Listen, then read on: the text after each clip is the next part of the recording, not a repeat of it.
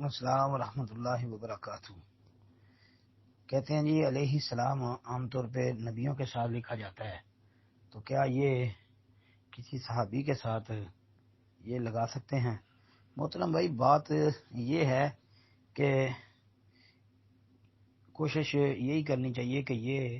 جملہ علیہ الصلاۃ والسلام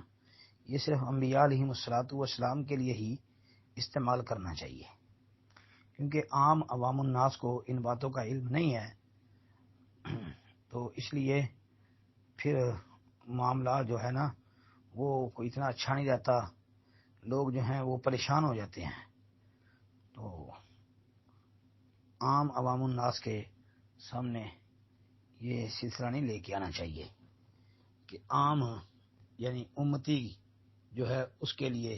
یہ لفظ استعمال کرنا شروع کر دیں۔ جی، جس طرح یہ دیکھیں کہ رضی اللہ عنہم ورضوا عنہ، یہ رضی اللہ عنہا، یہ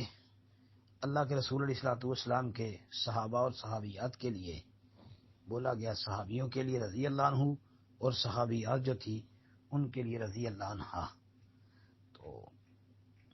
اب اگر کوئی بندہ امام ابو حنیفہ، امام مالک، امام شافعی، امام احمد بن حنبل یا دیگر ائمہ کے لیے بندہ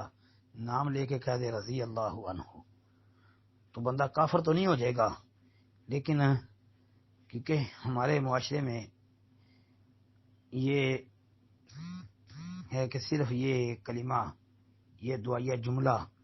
اللہ کے رسول علیہ السلام کے صحابہ کے لیے ہے، تو اس لیے